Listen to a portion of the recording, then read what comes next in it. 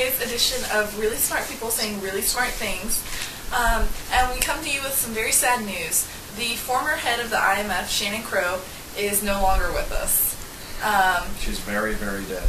And so now we must figure out how we're going to go about cutting the debt and the deficit.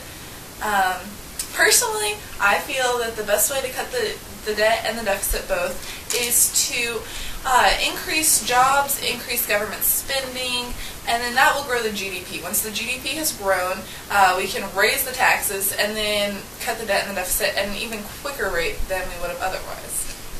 Or, listen carefully, we could cut spending and cut taxes and let the people who actually comprise the economy, the people, fix it with their money that they earn instead of giving it to people in the government. Yes, because that works so well. Yes, it Excellent does. idea. Works brilliantly. The next day, the economy was fixed.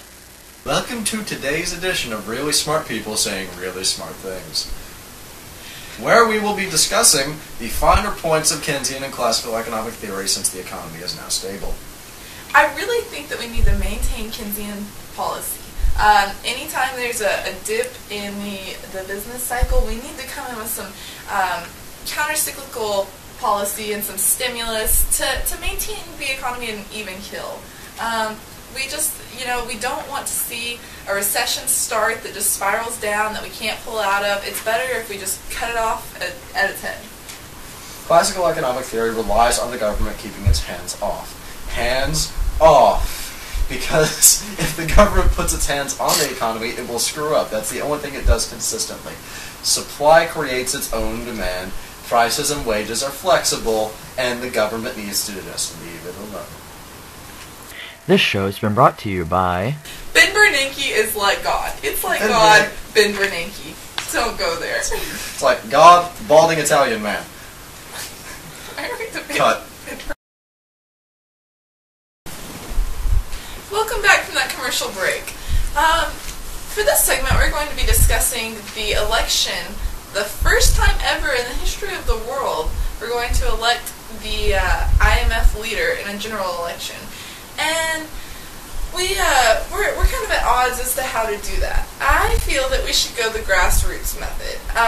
Phone calls, door-to-door, letter-writing campaign, and since the advent of the internet, social networking. Social networking is a great way to reach thousands and thousands and thousands of people and to mobilize them to action.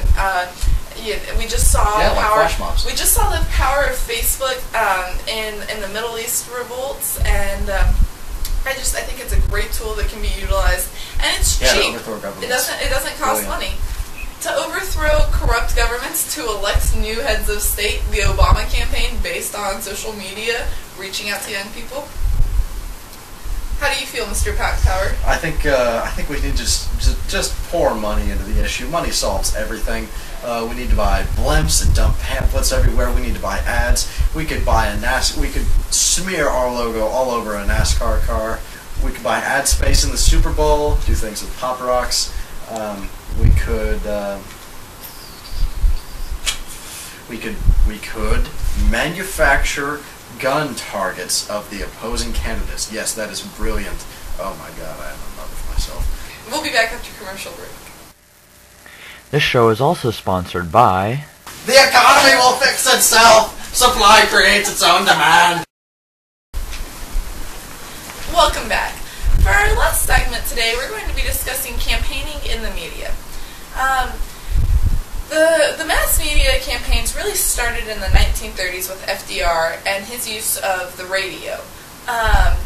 He used fireside chats to endear himself to the American people, and one notable occasion, when his opponent, Dewey, purchased airtime right after his show, he talked for 14 minutes and left the last minute silent, prompting many people to change the station and miss out on Dewey's views completely.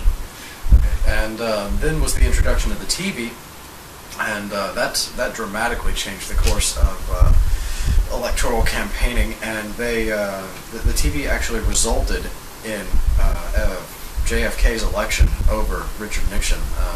People who watched the televised debate thought Kennedy had won, and people who listened on the radio thought Nixon had won, because Nixon was old and looked like he was about to drop dead.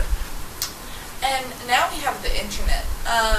Starting as early as the 1990s, the internet became a huge way to reach thousands of people.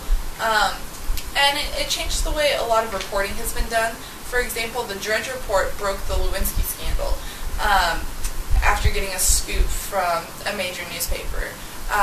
This competition and this need to print stories first has made papers and internet both less careful about what they print, and they're more apt to print things that haven't been confirmed yet, meaning that there are lots of retractions.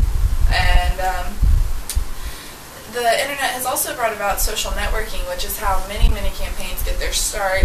It's a cheap way for candidates to get their name out and to get their message out. Like the Obama Facebook and Twitter campaign.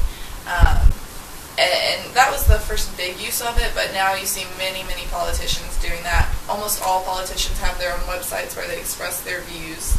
And so that is just a brief look at how the media has evolved in relation to campaigns. Or devolved. Thanks for tuning in to Really Smart People Saying Really Smart Things. We'll see you next week.